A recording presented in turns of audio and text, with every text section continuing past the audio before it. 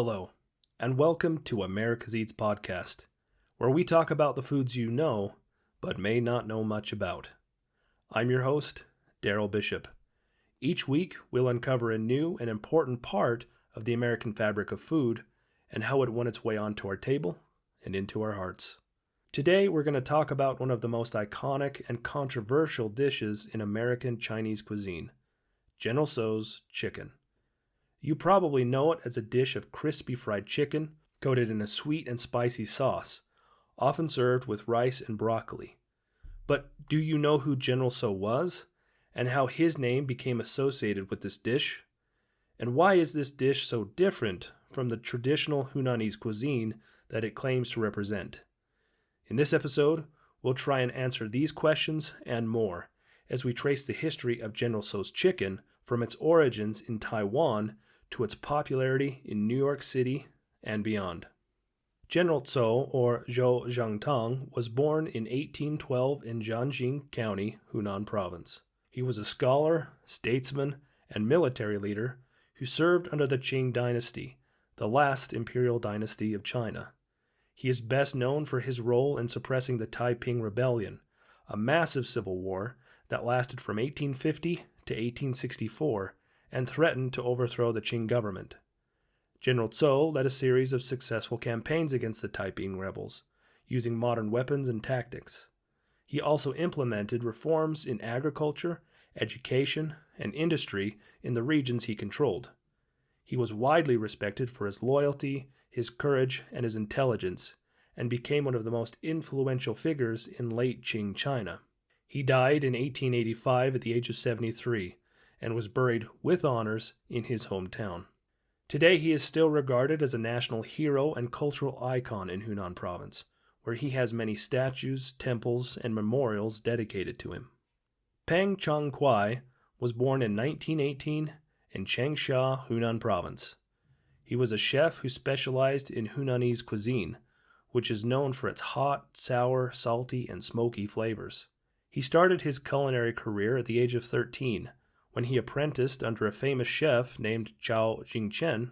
He later became the head chef for the nationalist government, led by Chiang-kai-shek, and catered for many important officials and guests. In 1949, when the communists took over mainland China, Peng fled to Taiwan along with the nationalist leadership. There, he opened his own restaurant called Peng's Garden, where he continued to serve Hunanese dishes to his loyal customers. In 1955, he was invited to cook for a banquet welcoming Admiral Arthur W. Radford, the chairman of the Joint Chiefs of Staff of the United States.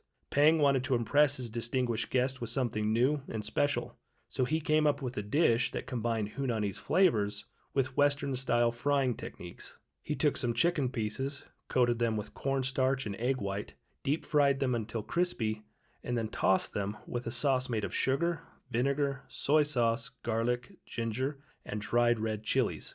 He named this dish General Tso's chicken, or Zhou Zhangtang Ji, after his hometown hero. In 1973, Peng moved to New York City and opened another restaurant called Uncle Payne's Hunan Wan on East 44th Street.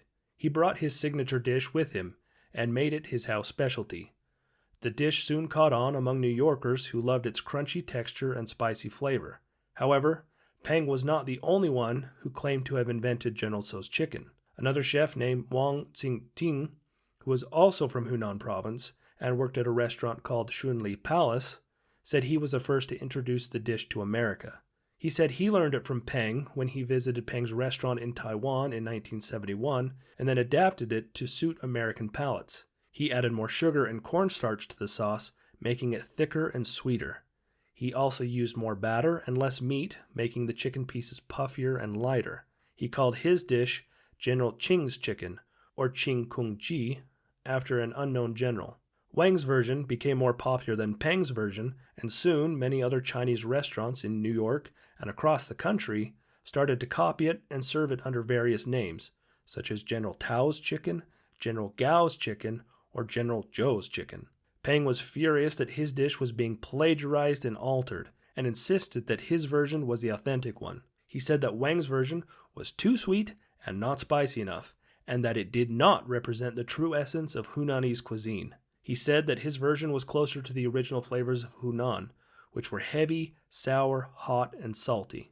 So that's the story of General Tso's chicken, a dish that has become a staple of American Chinese cuisine, but has a complicated and contested history. As we have seen, the dish was not created by General Tso himself, nor was it eaten by him or anyone else in Hunan province.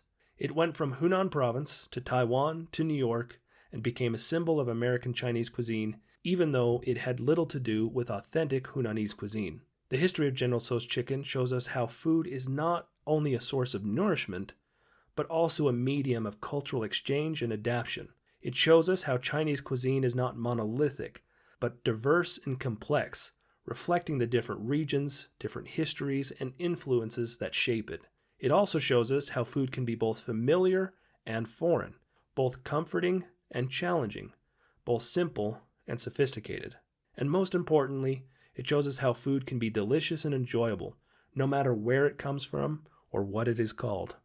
Thank you for listening to this episode of America's Eats. I hope you learned something new and interesting. If you like this podcast, please subscribe, rate, and review it on your favorite platform.